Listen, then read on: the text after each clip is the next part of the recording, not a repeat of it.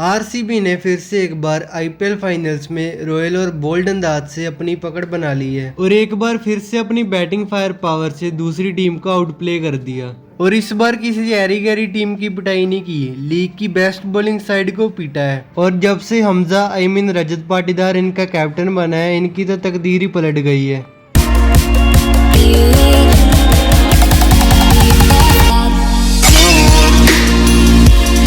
RCB fans मानो या ना मानो, उसको अभी भी वो क्रेडिट और फेम नहीं मिलता जो वो डिजर्व करता है। अरे सीएसके फैन से ही कुछ सीख लो। ऋतुराज गायकवाड़ अगर एक डिफेंस भी कर दे तो उसकी रील्स बन जाती हैं और फिर कहते हैं कि 130 की स्ट्राइक रेट के साथ इसको T20 स्क्वाड में ले लो। पर ये बातें तो बाद में भी हो जाएंगी। अभी आरसीबी और जीटी का रिव्यू करते हैं और साथ ही साथ आरआर और एसआरएच का प्रीव्यू भी कर देते हैं।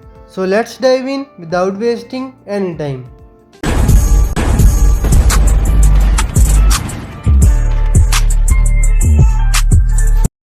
टॉस शुभमन गिल जीतते हैं और बॉलिंग का फैसला करते हैं। जीटी की टीम में एक चेंज होता है कि अरशद खान की जगह कुलवंत खिजरोली आ जाते हैं। पर ये मास्टर स्ट्रोक पता नहीं कौन सी भांग पीकर खेला था, क्योंकि इसने तो सारा टूर्नामेंट में एक भी मैच नहीं खेला था। पता नहीं ये ऐसे इंपॉर्टेंट मैच में कहां से आ गया। फिर वहाँ गुरनूर बराड़ को इंडिया कॉल अप आ गया, लेकिन जीटी वाले इसको डेब्यू कैप देकर राजी ही नहीं है। पता नहीं ऐसा कौन सा टैलेंट है जिसका शक्ति प्रदर्शन आईपीएल में नहीं हो सकता, सीधा इंडियन टीम में जाकर ही होगा।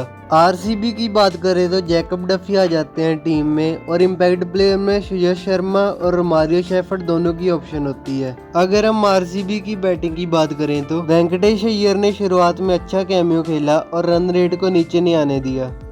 पावर प्ले में तो अच्छे रन आ जाते हैं, लेकिन फिर जेसन होल्डर के डबल विकेट ओवर से रन रेट थोड़ी स्लो हो जाती है। लेकिन फिर तारीफ होगी रजत पाटीदार की, 33 बॉल्स में 93 रन्स, वो भी नॉट आउट रहकर। इसी की वजह से ये आरसीबी लास्ट के 10 ओवर्स में 160 के आसपास रन बना देती है। और इसमें जीटी के फील्डर्स ने भी पूरा साथ दिया, क्योंकि प्रसिद्ध कृष्णा के पहले ही ओवर में 2-2 कैचेस ड्रॉप किए हैं। और फिर कुलवंत खिजरोलिया अपना इम्पोस्टर मोड एक्टिवेट कर 28 रन पिटवा देते हैं।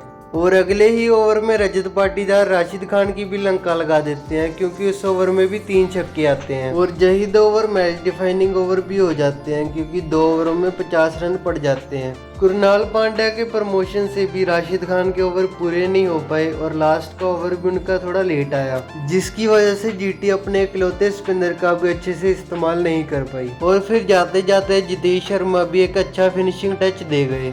जीटी की बॉलिंग की बात करें तो रबाडा ने एक बार फिर से अपनी हार्ड लेंथ बॉलिंग से पावर प्ले में विकेट ली, पर इस बार वो बहुत ही ज्यादा एक्सपेंसिव भी रहे।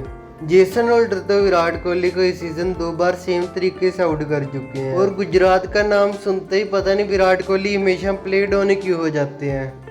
पर कहना पड़ेगा कि आज तो नेहरा जी के सारे प्लान्स फेल ही हुए हैं।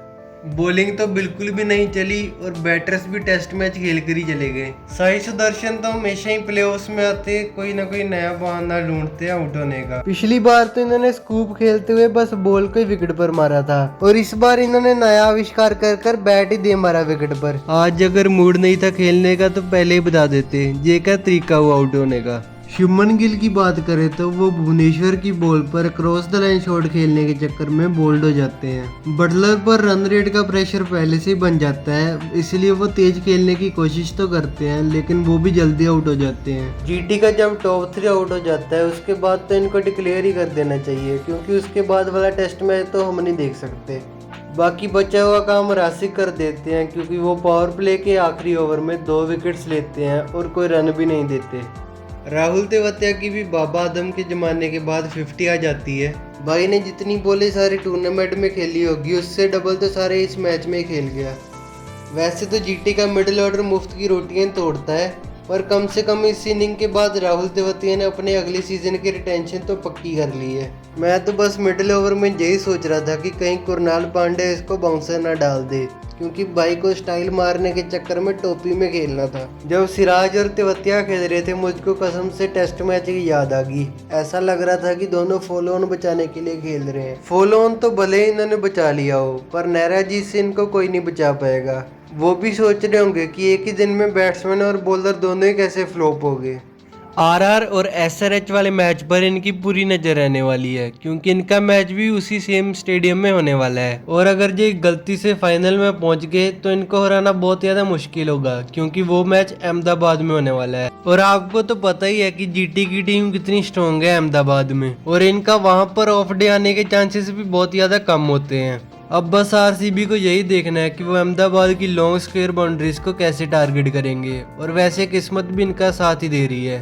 ऐसा मैं इसलिए कह रहा हूँ क्योंकि ऑल्टरनेटिंग ईयर्स में टेबल टॉपर्स जीत रहे हैं और इस बार आरसीबी की बारी होने वाली है। चलो फिर ये सब तो फाइनल्स में ही पता लगेगा। अब हम अगर एसआरएच और आरआर के मैच की बात करें तो ये मैच होने वाला है मुल्लापुर स्टेडियम में। अगर हम इस सीजन की बात करें तो एसआरएच ने अपने दोनों मैचेस जीते थे आरआर के खिलाफ, और इन दोनों के बीच हुए पिछले 5 मैचेस एसआरएच ही जीती है। अगर हम कुछ की मैचअप्स की बात करें तो जोफ्रा आर्चर वर्सेस एसआरएच के टॉप 3 देखना इंटरेस्टिंग रहेगा, और ये काफी हद तक मैच डिफाइनिंग मूवमेंट भी हो सकता है। ये भी देखना होगा कि क्या आरआर अपने part time bowlers Riyan Parag और डोनोवन फेरिया से पावर प्ले में बॉलिंग कराएगी या फिर नहीं, क्योंकि ऑफ स्पिनर्स और लेफ्ट हैंडेड बैट्समैन का मैचअप हमेशा ही इंटरेस्टिंग रहता है। पर एक चीज तो गारंटेड रहेगी कि दोनों ही तरफ से एक्सप्लोसिव पावर प्ले एक्सपेक्ट कर सकते हैं। आरआर की सारी उम्मीदें वैभव पर होंगी, क्योंकि वो सिंगल हैंडली बॉलर्स को डोमिनेट कर रहा है। उसकी उम्र तो अभी ड्राइविंग लाइसेंस बनाने की भी नहीं हुई,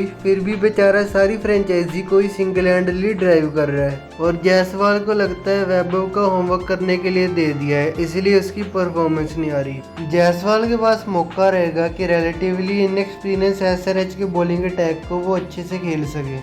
आरआर के मिडिल ऑर्डर को लाइब्रेरी से कंपेयर किया जा सकता है, क्योंकि दोनों ही बहुत बोरिंग होते हैं।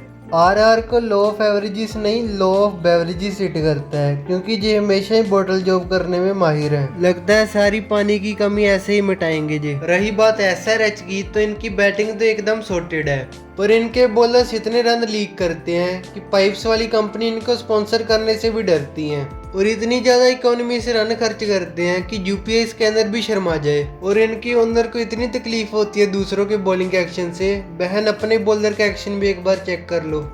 अगर राजस्थान को एसआरएच को हराना है तो रियान पराग को रिक्की पराग बनना पड़ेगा, नहीं तो पैट कमिंस अहमदाबाद की क्राउड को शांत करवाने के लिए कब से रेडी बैठा हुआ है। तो फिर देखते हैं कि रियान पराग एसआरएच को धुआं धुआं कर देंगे या फिर एसआरएच वाले ही इनका धुआं निकाल देंगे। So this was all from my side. आप भी अपने ओपिनियंस कमेंट सेक्शन में बता सकते हो। Make sure to like, share and subscribe to the channel, और इंस्टाग्राम पर भी जरूर से फॉलो कर देना।